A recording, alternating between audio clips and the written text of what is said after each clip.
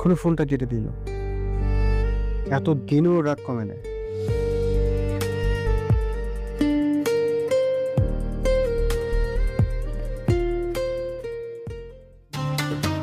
বড় বৌমার আসলে সংসার করার কোনো ইচ্ছেই নাই। যদি ইচ্ছে থাকতো না, সে নিজে চলে আসতো, এতদিন বাবার বাড়িতে পড়ে থাকতো না। সে কি ভেবেছে আমরা গিয়ে তারে হাতে পায়ে ধরে অনুরোধ করে নিয়ে আসবো? সে যদি ফিরে না আসতে চায়, না আসবে। আমি আমার ছেলেকে দরকার হলে দ্বিতীয় বিয়ে করাবো।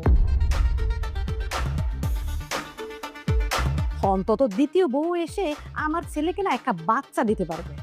এই কারণে আমি আজকে বাসা থেকে চলে গেছি।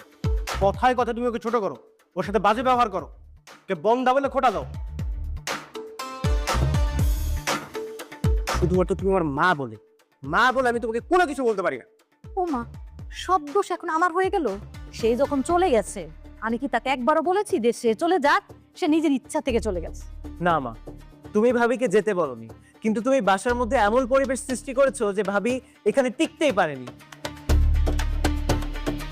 আর তোমার একার দোষ দিচ্ছি কেন? আমাদের সবার দোষ আছে। আমরা সবাই ভাবিকে ভুল বুঝেছি। ভাইয়া, তুমি ভাবিকে সরি বলো, সরি বলে ভাবিকে এই ঘরে নিয়ে আসো। মা,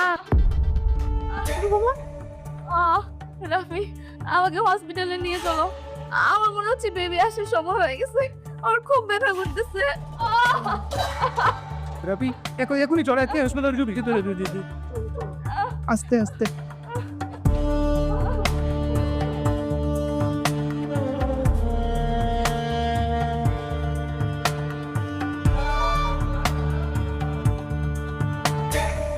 ভাইয়া, লামিয়া কোথায়? লামিয়াকে একটু ডেকে থাকবে। আমার বোন তোমার সাথে কথা বলবে না। তোমার মা আমার বোনকে অনেক মানসিক নির্যাতন করেছে। তোমার পুরো পরিবার আমার বোনের নামে মিথ্যা অপবাদ দিয়েছে।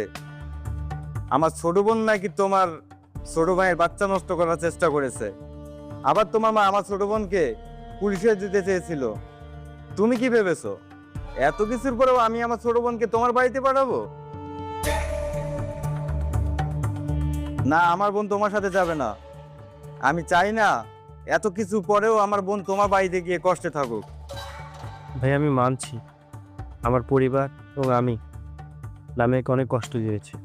আমি লামিয়ার কাছে ক্ষমাও চেয়েছি। প্রয়োজন হলে আমি আপনার সামনে লামিয়ার কাছেও ক্ষমা চেয়ে বা আপনার কাছে